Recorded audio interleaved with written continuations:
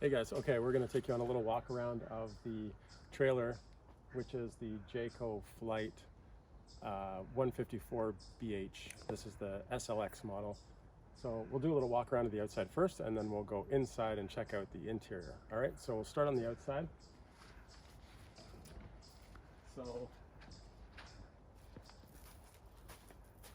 first here you have a couple outlets on the outside, so when you are plugged into shore power, you have a couple outlets here, which we use for this electric fridge, which comes in really handy because with this trailer, there's not a ton of fridge space. We'll show you that when we get inside, but you know, there's probably enough fridge space for like a couple days worth of groceries, so it's nice to have the extra space in here for more food and drinks.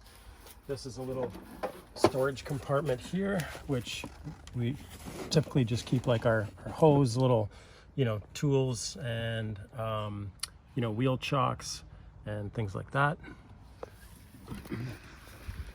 These windows just tilt open like this. They're also emergency exits, so you can push this whole thing right out and slide out pop out the screen, and then you can use it for an exit as well. If we come around the back here,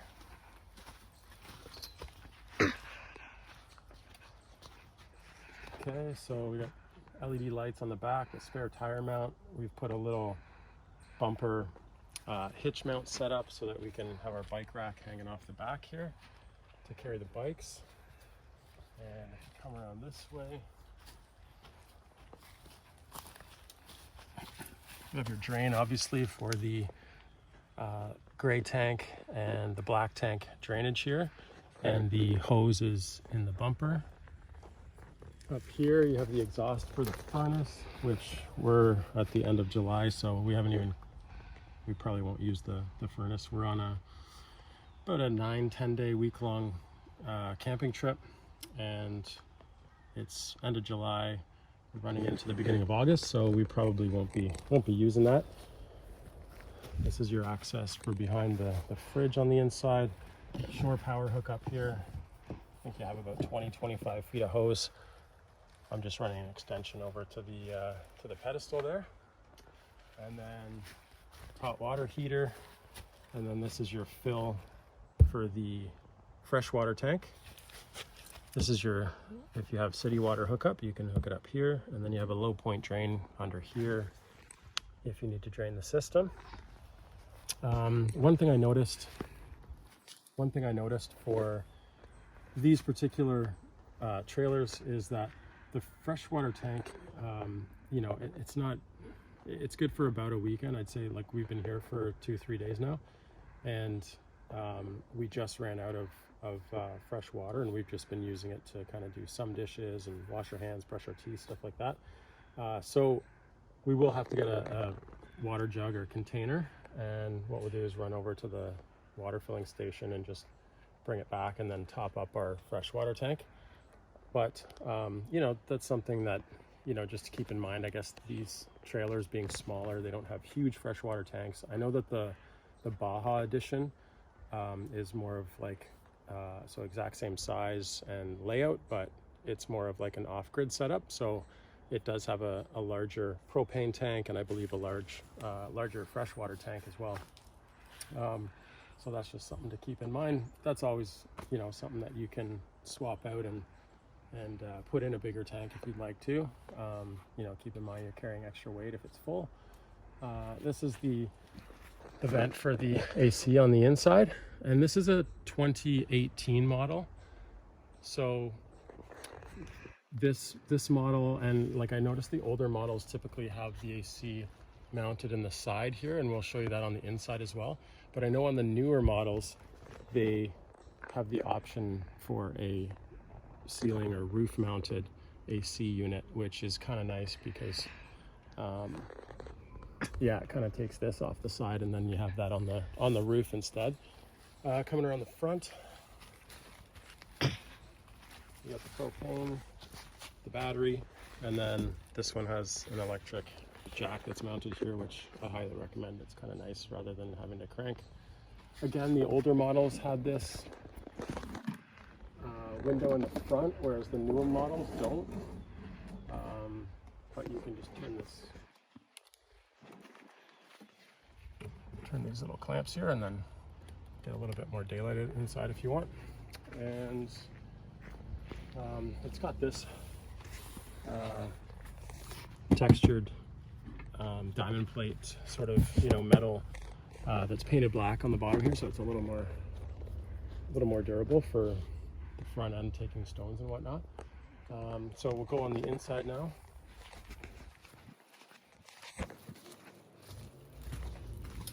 So you got your hard door and then the screen door here, and a little step up that this thing folds away.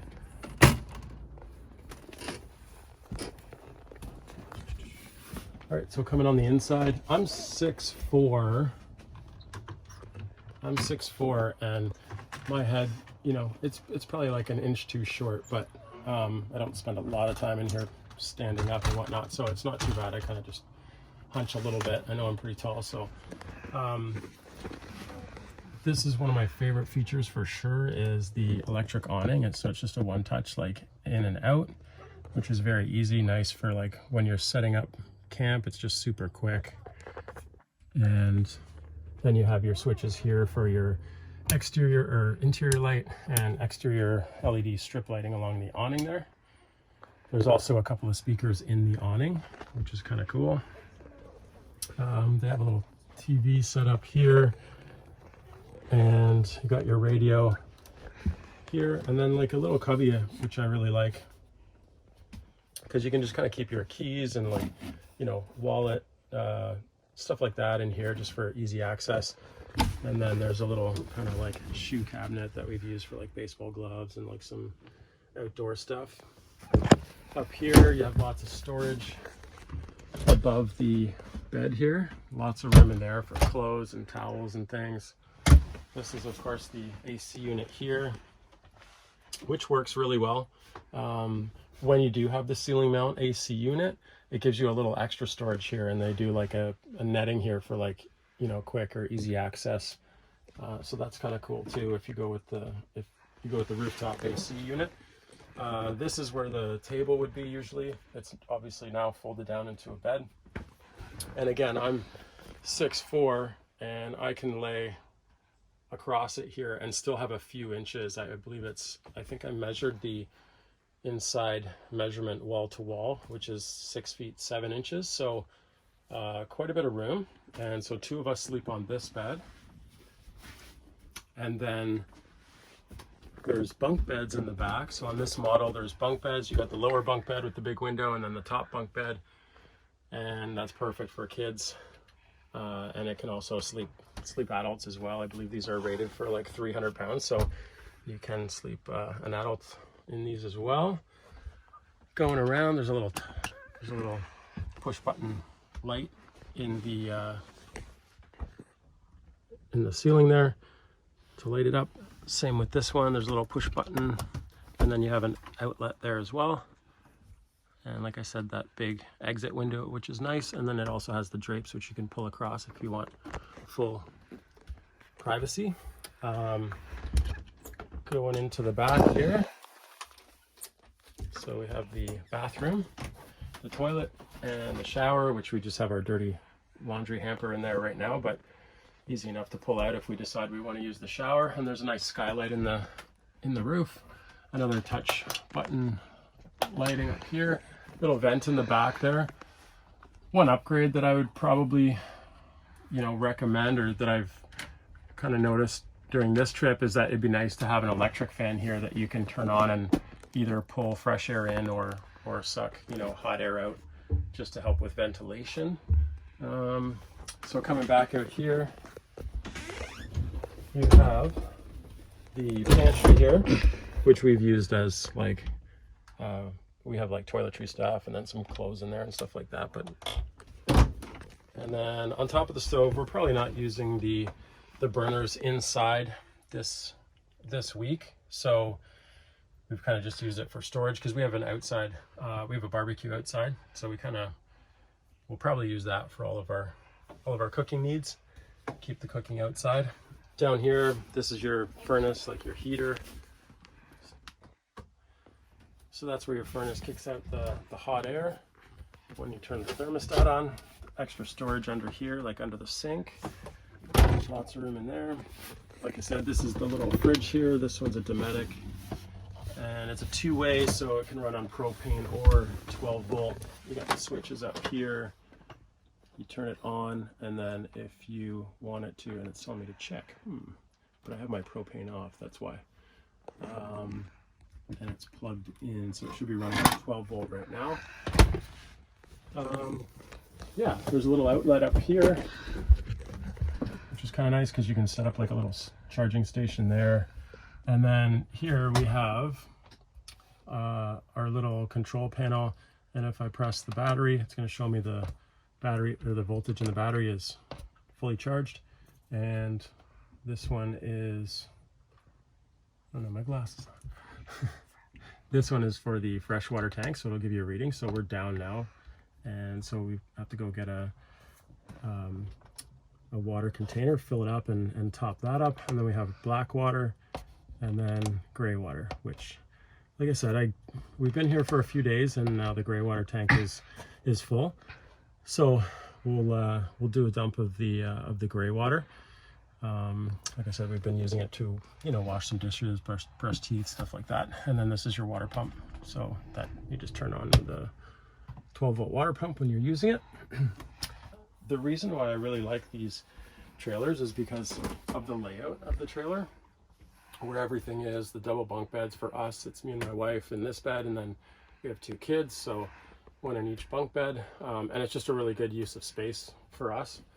And so what we did was we actually rented this trailer for the 9 or 10 days that we're on vacation, and we're hoping that if it works out well, that we'll get one for next summer. So so far so good. We've really liked it. Couple little things that we might tweak, but yeah, overall really like it. Like I said, this is the 2018 model. We've looked at a couple of 2021 or 2022s, which might be the route that we go, and little minor differences like the AC unit being in the roof, and like the cupboards being a lighter lighter color, kind of brightens it up in here a little bit. But for the most part, the layout's all the exact same. Pretty much all the features are the same. This one does have a solar panel on the roof as well, so it's getting a charge from the solar too. But yeah, that's about it. We've really liked it and been comfortable so far. So yeah, for us, it's something that we wanted to check out before we bought it, and I hope this helps you if you guys are looking and considering to whether or not to buy a trailer like this. The other reason that we really like it, of course, is that it is a lighter trailer. Has lots of amenities, but it's a lighter trailer. It's weighs in at 2,500 pounds. That's dry weight, so not loaded, not none of the tanks full. I think it goes up to 3,500 pounds weight rating if all the the trailer and the tanks are full and everything, which when we're traveling is probably we don't fill the tanks, but we have lots of luggage and things like that in here. But it's kind of nice because for right now we're towing it with a Honda Odyssey van, which the max towing capacity is 3,500 pounds, and so it gets the job done. It's an easy thing to tow with a smaller or like a mid-size SUV or a minivan, which is one of the reasons again why we wanted this. Just something that's easier to tow, but that has all the amenities and is fully enclosed. I didn't like the idea of having like a pop-out. We've had a pop-up trailer before, and wanted just a fully enclosed unit we could pull up and just drop the trailer and be set up. So hope this helps you on your hunt. This is my son Henry. Say hi. He was the one filming the video, helping me out. And like I said, so far we're really happy with it.